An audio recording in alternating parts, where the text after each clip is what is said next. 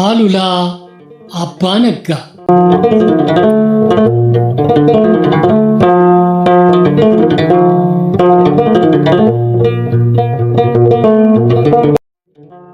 ደራሲ ማሞ ውድነህ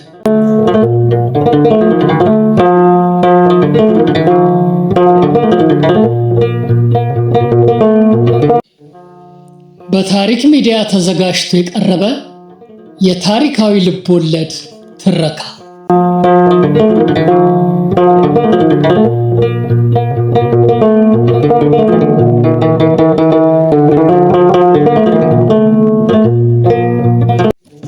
መጽሐፉ የታተመው 1979 ዓመተ ምህረት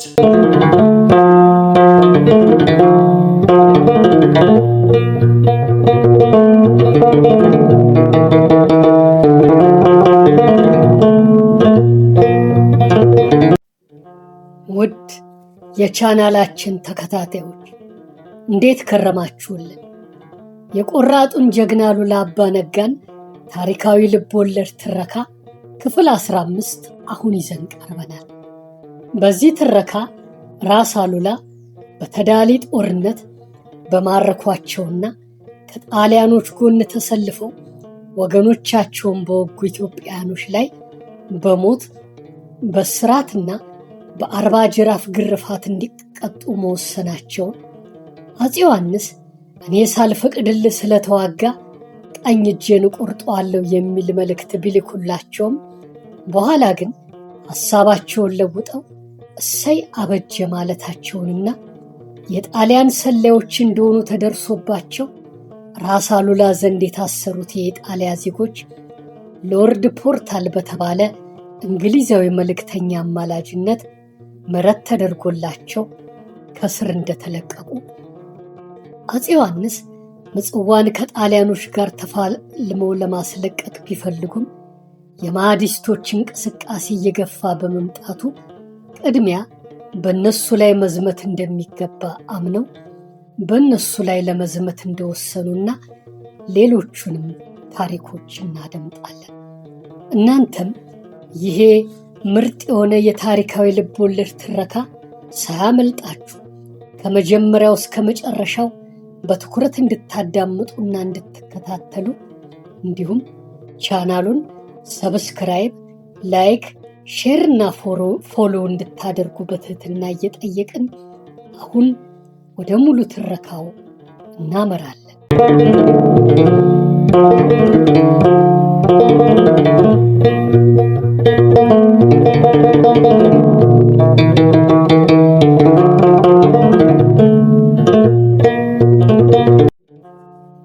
ችሎት በማግስቱ በራስ አሉላ አዳራሽ የጦር አለቆቹ መኳንንትና ቀሳውስት በተገኙበት በምርኮኞቹ ላይ ለመፍረድ ችሎት ተነጠፈ።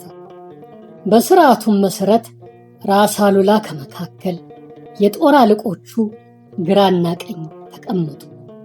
በሰንሰለት የተቆራኙ በርከት ያሉ እስረኞች የገቡ መደዳውን ሲቆሙ ባሻይ ፈንጃዬ ተነስተው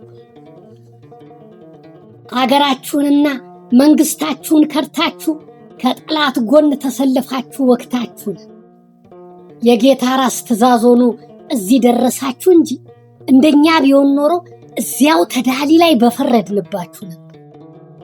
አሁንም መኳንንቱ የታያችሁን እንድትፈርዱ ጠይቃል አሉና ሲቀመጡ ባሻይ በኩሩ ቀልጥፈው ብድግ አሉና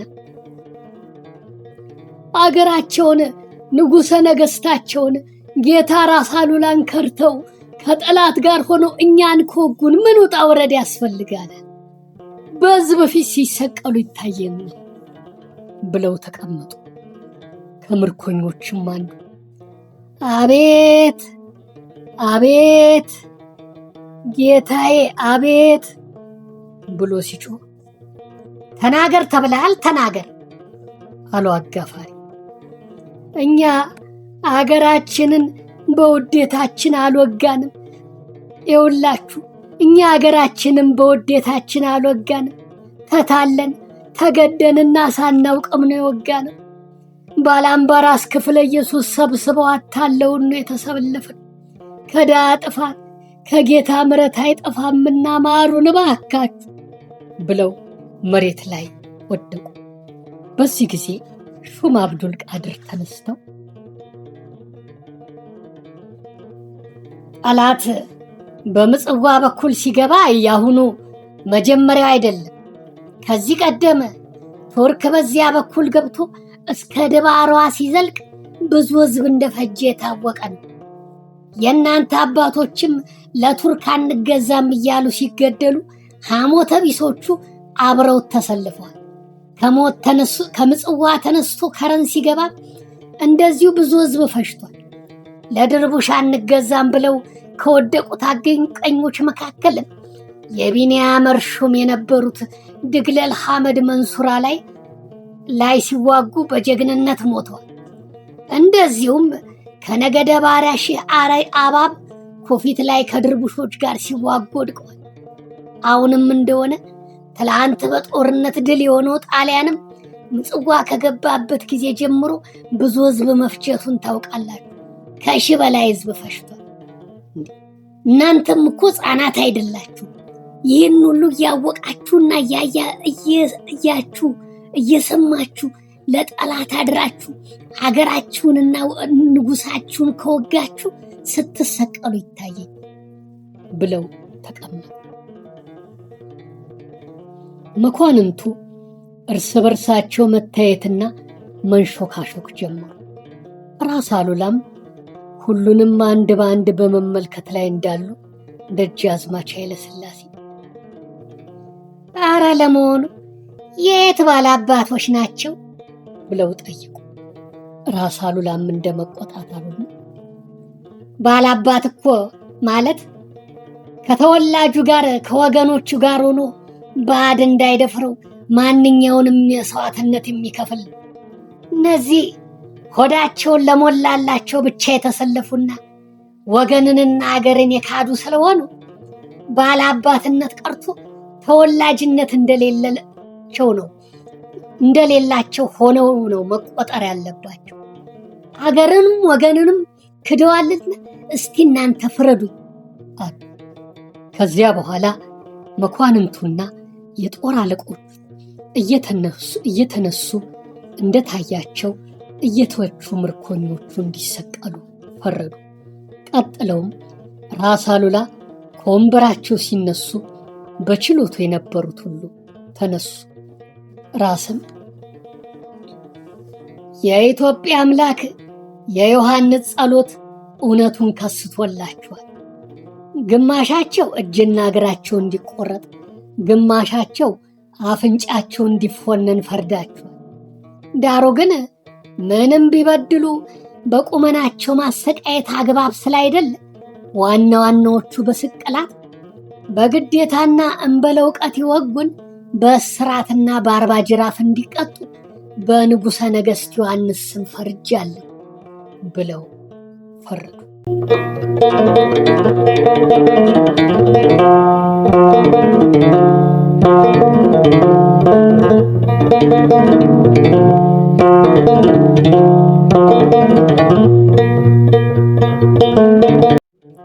የዶጋሊ ድል በተገኘ ማግስት ራስ አሉላ ድል አድራጊነታቸውን ገልጸው ለአፄ ዮሐንስ የላኩት መልእክት መልስ መጣ። ከመቀሌ የገሰገሰው መልእክተኛ ከራስ አሉላ ዘንድ ቀርቦ እጅ ነስቶ በስንጥር መካከል የያዛትን ወረቀት ሲሰጣቸው ከተቀመጡበት ቀልጥፈው ተነስተው ተቀበሉትና ለመሆኑ ጃንሆይ ደህና ናቸው ብለው ጠየቁት።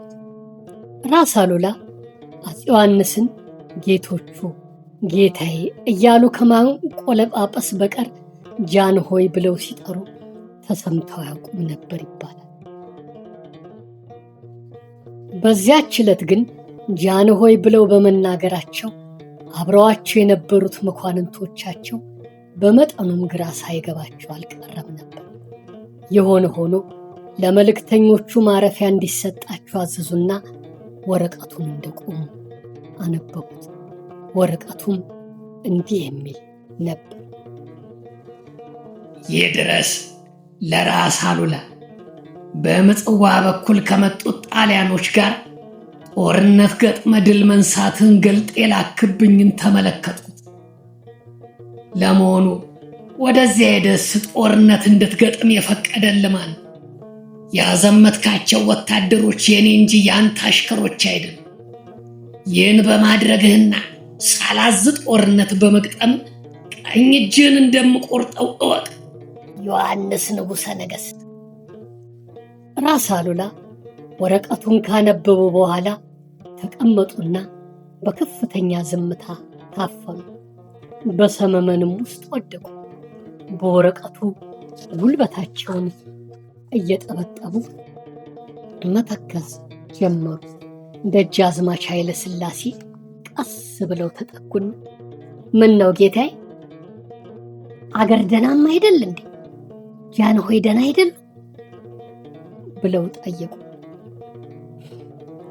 ከጣሊያኖቹ ጋር ጦርነት በመግጠም ቀኝ እጅህን ቆርጠዋለሁ ብለዋል ንጉሠ ነገሥት ዮሐንስ አሉና ከተቀመጡበት ድንክ አልጋ ተነስቶ ሊወጡ ሲሉ እንደው በሚያምኑት በቅዱስ ሚካኤል ይሁንብዎት፣ በወደቁት ጀግኖቹ አጥንት ገዝቼዎታለሁ፣ እባክዎትን ከዚህ ቤት እንዳያወጡ አሉና ደጃዝማች ከራስ እግር ላይ ወደቁ።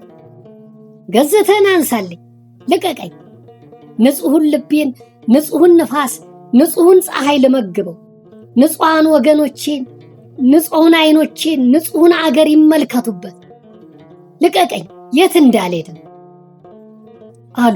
ራስ ከእግራቸው ጫማ የወደቁትን አማቾቻቸውን እንኳን በዓይኖቻቸው ለመመልከት ጠልተው በሩን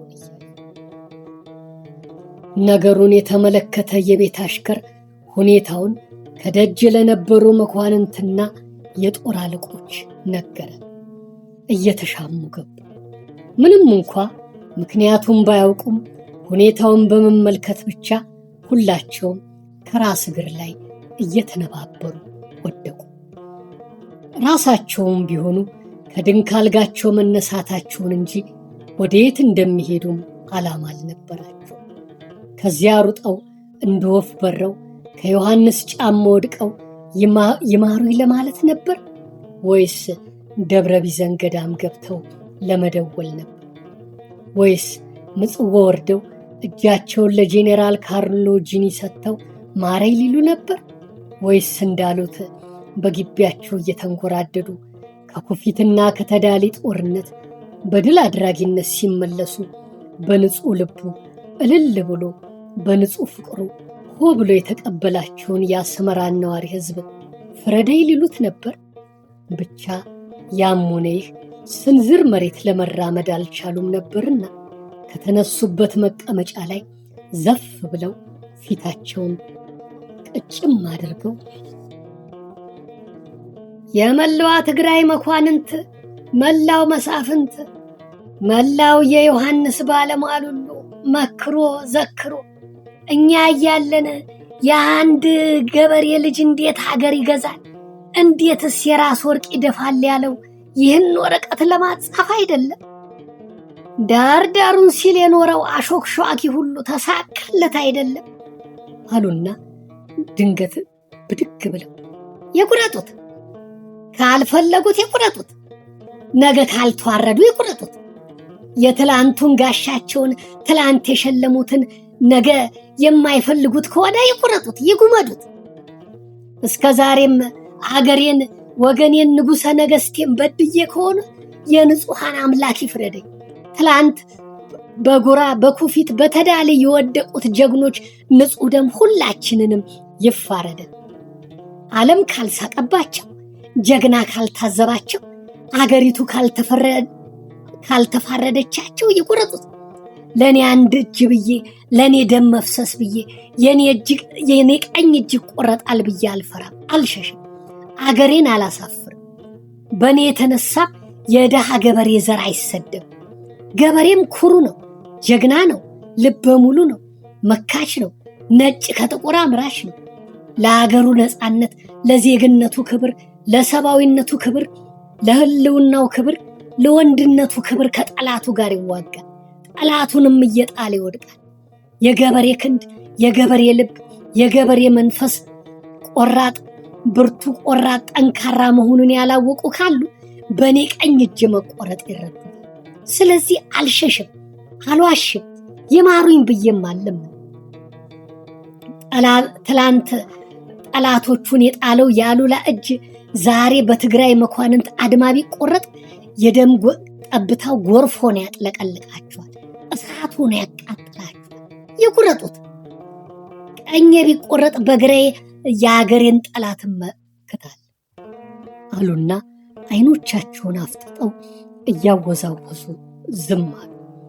ራስ አሉላ ሰዓት ወርደው ከኢጣሊያኖች ጋር ጦርነት በገጠሙበት ቀን አፄ ዮሐንስ ለጄኔራል ካርሎ ጂኒ አንድ ደብዳቤ ጽፈው ነበር። በዚህ መልእክታቸው ላይ በመጀመሪያ ውያን ያስክ፣ አሁን ደግሞ ሰዓጤ ላይ ሆነ እርድ መስራት ጀመርክ። የያዝከው ሀገር የኔ አይደለም፣ ስለዚህ በአስቸኳይ እንድትለቅ ብለው ጠይቀውትም ነበር። ከተዳሊ ጦርነት 3 ዓመታት ቆይቶ ራስ አሉላ ከኢጣሊያ መልእክተኞች ጋር ሲነጋገሩ የሆነ ሆኖ ልታዝንብኝ አይገባም። ጦርነቱን ከመጀመሪያ በፊት ነገሩን ለንጉሠ ነገሥቱ አስታውቀን ነበር። ወታደርም እንደመሆኔ መጠን በተሰጠኝ ትእዛዝ መሰረት ተግባሬን ፈጽሜያለሁ ብለዋቸዋል። ራሳቸው አፄ ዮሐንስም ለንግሥት ቪክቶሪያ በጻፉት ደብዳቤ ላይ በመጨረሻ ግን ጣሊያኖቹ ሰዓጤ ድረስ መጡ። ራስ አሉላም የያዙትን ሀገር እንዲለቁ ሊጠይቋቸው ቢሄዱ የጣሊያኑን የጦር አለቃ እምቢ ብሎ ለጦርነት በመዘጋጀቱ ጦርነት ገጠሙ ብለዋል። ምንም እንኳን አፄ ዮሐንስ የቁጣ መልእክት ቢሰዱባቸውም ቅሉ ሁኔታው ግልጽ ምክንያት የሚታይበት ነበር። ወዲ ቆቢ የመረብ ምላሽ ቱርክ ባሻ ራስ አሉላ ተብለው ከተሾሙ በኋላ በግብጾችና በድርቡሾች ላይ ያን የመሰለ ታላቅ ድል ከተጎናጸፉ በኋላ ክብራቸውን የሚቀናቀን ጉልበተኛ በአጠገባቸው ብቅ ብሎ ሀገራቸውን ይዞ አሻፈረኝ ሲላቸው የሚታገሱ አልነበሩ፣ የሚፈሩም አልነበሩ። በተለይም ሰዓጢን ቀርቶ ምጽዋንም ከግብጾች እጅ ነፃ ለማውጣት ራሳቸው ለራሳቸው ቃል የገቡና ባሳዩትም ቆራጥነት ዓላማቸውን በግልጽ ያሳውቁ ናቸው። እንግዲህ የአሉላን ማንነትና ዓላማ አጣርቶ ላወቀ ታሪክ ተመራማሪ የሚቀርብለት ዋናው ጥያቄ በተዳሊው ጦርነት የንጉሠ ነገሥቱ ትእዛዝ የለበትም ብሎ ከመጨነቅ የኢጣሊያኖቹን እርምጃ የአሉላ ማንነት የሚቀበለውና በዝምታ ሊመለከተው የሚችል ነበር ወይ የሚል ይመስላል።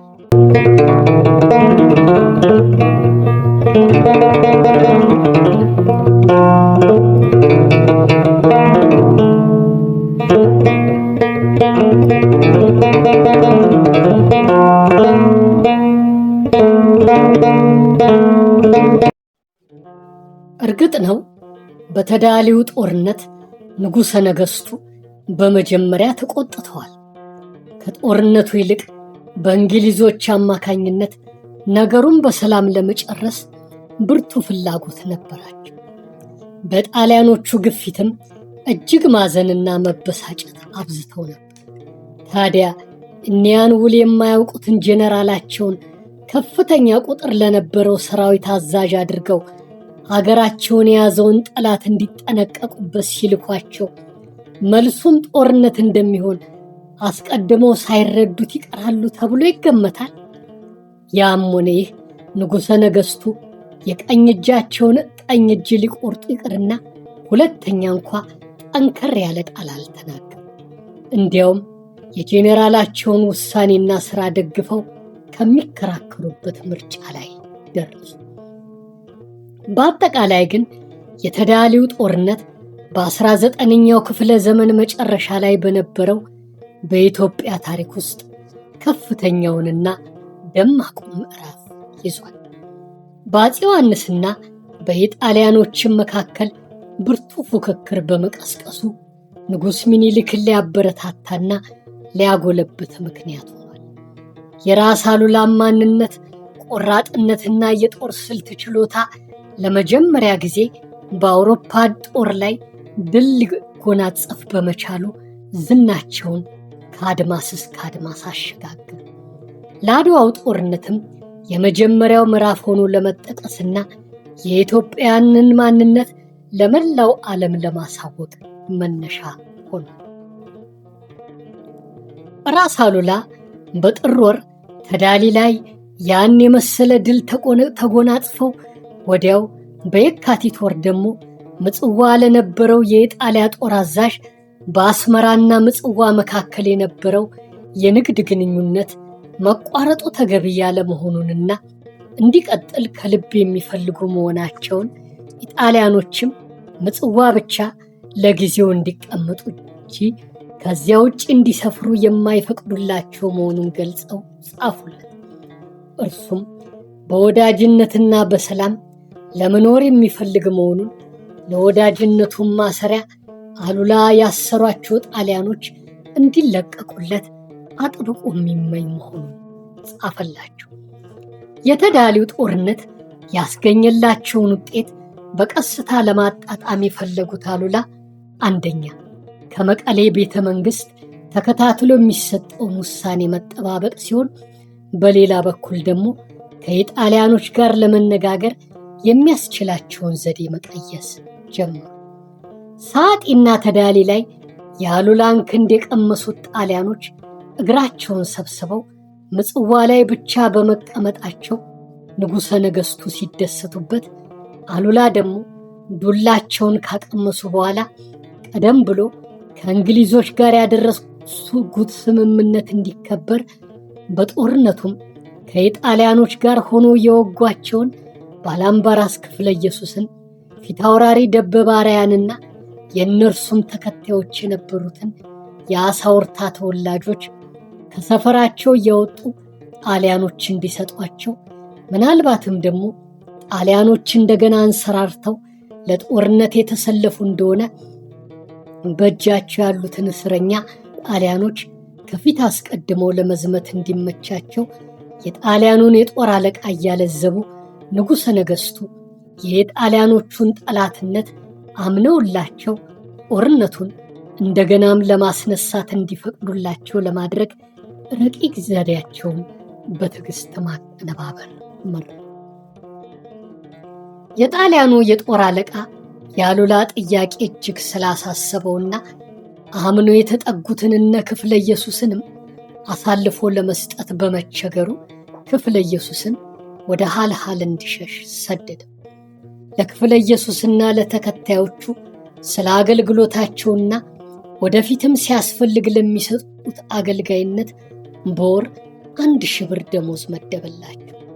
አሉላ እንዳቀዱትም አፄ ዮሐንስ በኢጣሊያኖች ጠላትነት ስላመኑላቸው በመጋቢት ወር ጣሊያኖች የወጉህ እንደሆነ መጠባበቂያ እንዲሆን ብለው በርከት ያለ ሰራዊት ላኩላቸውና ወዲያው ደግሞ ወደ መቀሌ እንዲሄዱ በዚህ ወር መጨረሻ ላይ ስለጠሯቸው እንኳን ቀኝ እጅ መቁረጥ ግልምጫም እንደማይደርስባቸው የተማመኑት አሉላ ሳያወላውሉ መቀሌ ሄዱ።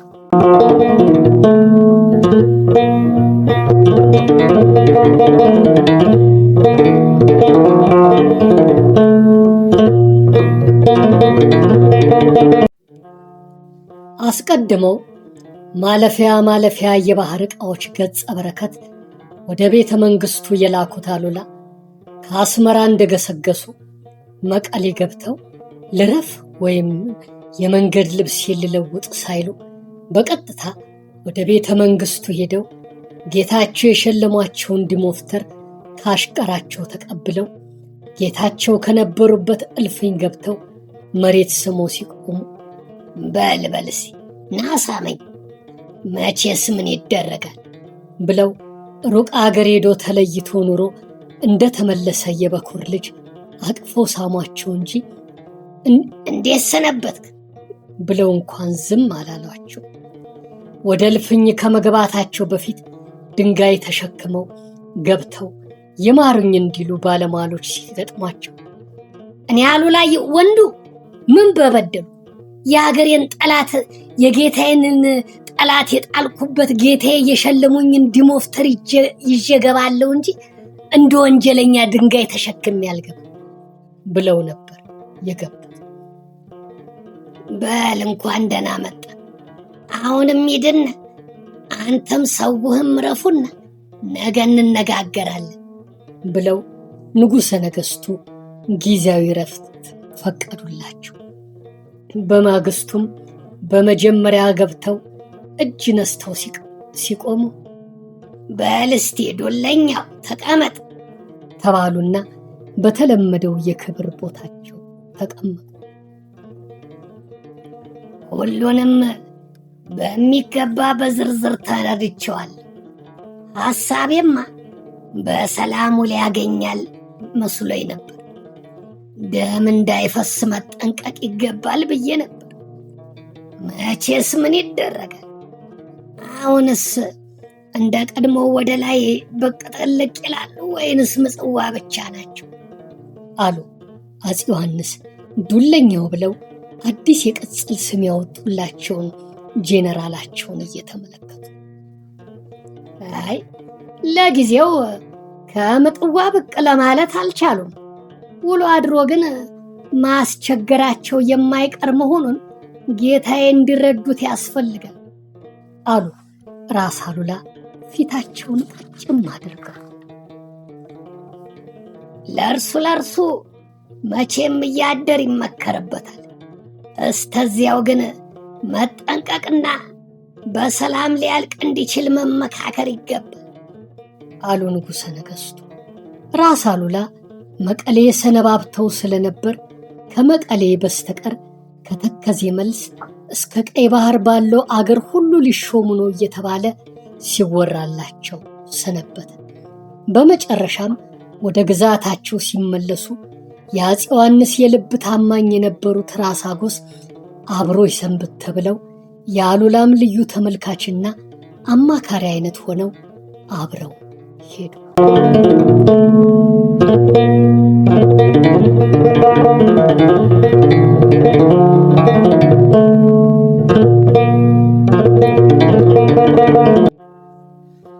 ውድ የቻናላችን ተከታታዮች የአሉላ አባ ነጋ ታሪካዊ ልቦለድ ትረካ ትንሽ ረዘም ስላለብን በክፍል እየመደብን መተረኩ የተሻለ ነው ብለን ስላመንን ክፍል 15ን ኤና ቢ ብለን ለማቅረብ ተገደናል። ለዚህም ይቅርታ እንጠይቃለን። ክፍል 15 ኤ እንደሰማችሁት ቀርቦ ተጠናቋል። በቀጣዩ ቪዲዮ ደግሞ ክፍል 15 ቢን እናቀርባለን። እናንተም ትረካችንን እስከ መጨረሻው በጥሞና ስለተከታተላችሁልን እጅግ አድርገን እናመሰግናችኋለን። ቀጣይ ቪዲዮ በለቀቅን ቁጥር ኖቲፊኬሽን እንዲደርሳችሁና ቪዲዮዎቻችንን ቶሎ እንድታገኙ የደወሏን ምልክት በመጫን ቻናላችንን ሰብስክራይብ አድርጉልን፣ ላይክም አድርጉልን፣ ሼር እያደረጋችሁም ለሌሎች አዳርሱልን። በኮሜንት ቦታ ላይ ሐሳብ አስተያየታችሁን ለግሱ። እስካሁን ያለመሰልቸት ትረካችንን እስከ መጨረሻው በማዳመጣችሁ እያመሰገንን በቀጣዩ የክፍል 15 ቢትረካ እስከምንገናኝ ከወዲሁ ቸር ሰንብቱልን። ሰላም ሁኑልን። ሰላማችሁ ምንጊዜም ይብዛልን።